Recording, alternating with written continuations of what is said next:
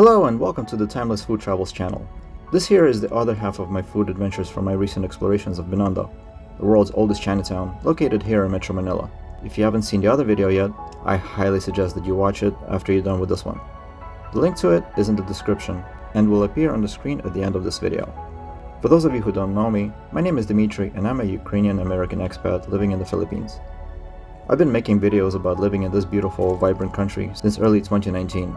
And I made hundreds of videos about my various experiences of living here since then, both the good and the bad.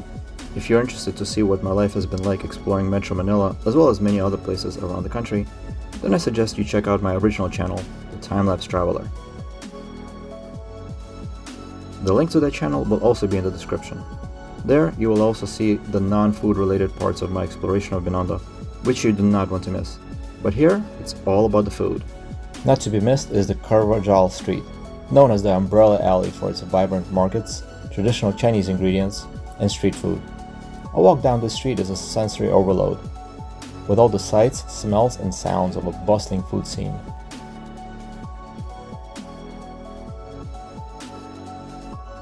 Hey Chris, I see you're doing a good job keeping the place clean.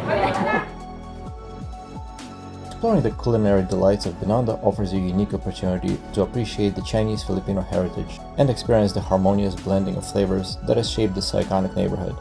A big part of the fun of exploring Binondo's food scene is trying things you might not usually eat and discovering new favorites, so don't be afraid to venture off the beaten path and trying something new. Alright, so it looks like this is where I'm going to be having my lunch before heading out to explore the rest of the neighborhood. And this chicken here actually looks really good, I have to say. I love how juicy it is. If I just combine this with some rice, I think that it will be a really nice meal. Hi ate! How much is for manok?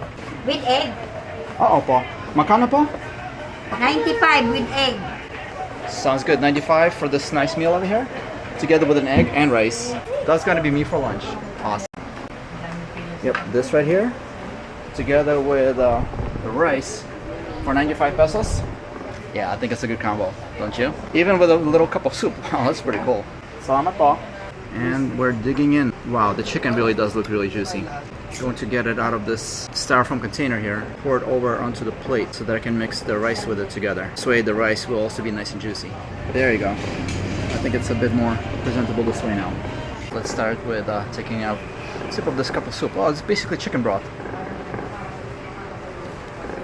Nice. You know what? Just the perfect amount of salt, which is good. Sometimes these soups can be really salty, and that's not good. A nice forkful of this chicken and rice. Just as I thought. Perfectly splendid. When you just find this little hole in the wall kind of place, you're gonna get the best kind of meal in here for the best price. That's for sure. Kind of looks like one of those century eggs because it's a little brown on the outside. Yep, a little brown on the inside as well. Hopefully it's gonna be nice. Yep, just the way it should be. The sauce makes all the difference in the world. Love it. That was some excellent adobo chicken. Really enjoyed it, and especially for the price, really hard to beat. I mean, seriously, 95 pesos together with the rice and an egg. Yeah, this was a fantastic dish that you really should check out this place, the L3E Eatery. So, on with the rest of the tour. Bye-bye!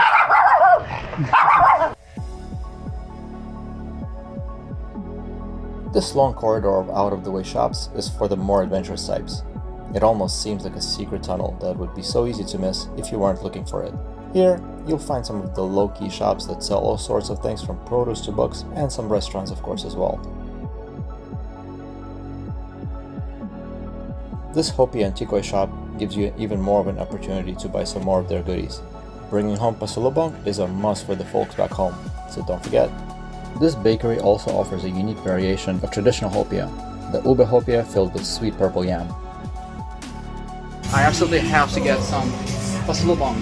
Right across the street from here is the popular spot called the Serenity Restaurant. It came highly recommended, so I knew that I just had to check it out.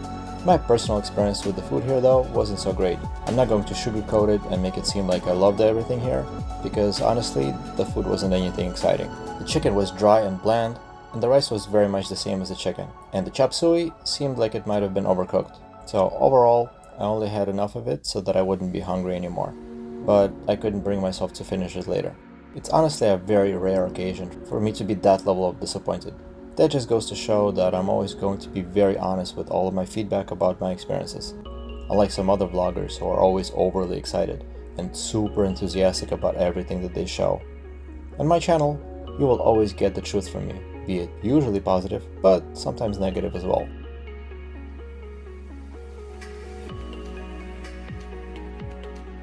To learn more about the history and food of the world's oldest Chinatown, I headed out to the Chinatown Museum, which is located on the 4th floor of the Lucky Chinatown Mall. There, I learned about the history of Binondo, including how it existed during the Spanish colonial period under American rule and the Japanese occupation during World War II. But of course, the main thing here was the food, which did not disappoint.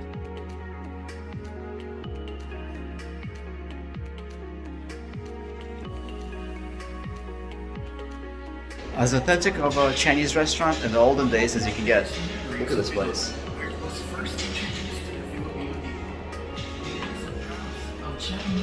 Chicken feet, yeah, I'm not so sure about that one. But just about everything else here looks really great. One thing that did disappoint though is this supposedly world's largest collection of origami lanterns. It was just this dragon head, which did have a bunch of little cubes inside it, but honestly, I don't know, it really was not that impressive to look at, but kind of skippable.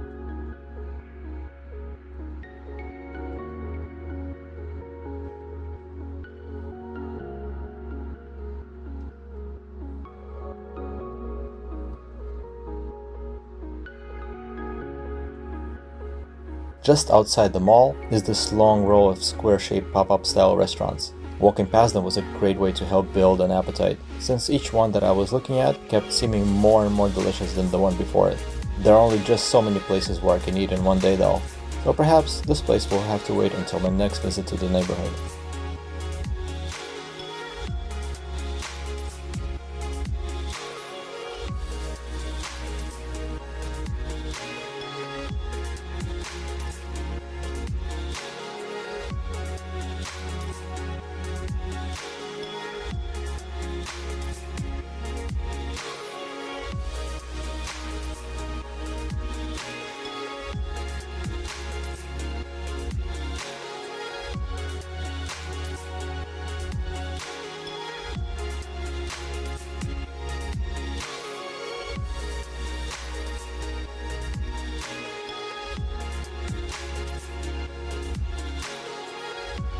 The Tasty Dumpling spot has a no-nonsense approach when it comes to their naming convention. If this wall of photos with happy customers is anything to go by, I would imagine that their food must be really good.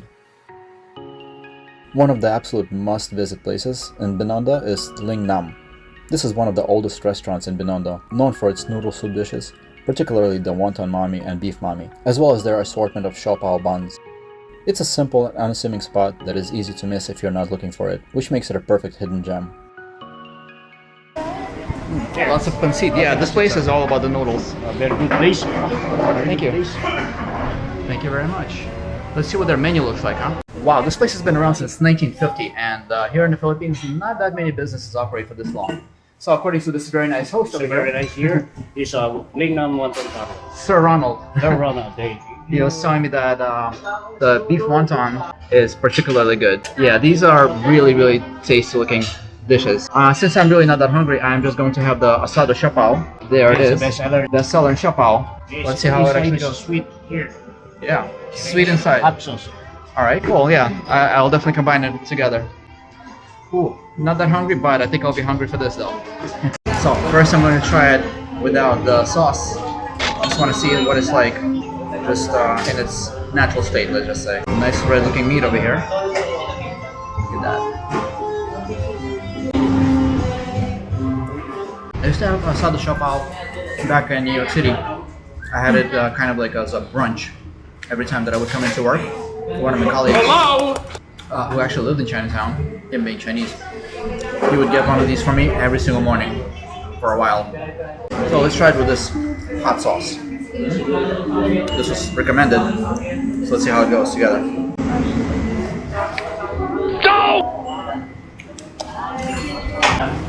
And it comes with this hot tea.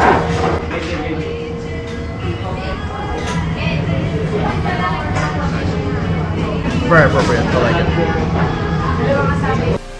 it. After thoroughly enjoying this delicious asado siopao bun, this is where I'm going to close out this video. Thank you very much for sticking around to the end of the video. I hope that you enjoyed what you saw here, as there will be many more coming in the near future, some of which will be imported from my original channel, the Timelapse Traveler, as I made a whole lot of food videos there. Again, thank you for watching, and I'll see you in the next episode from the Timeless Food Travels.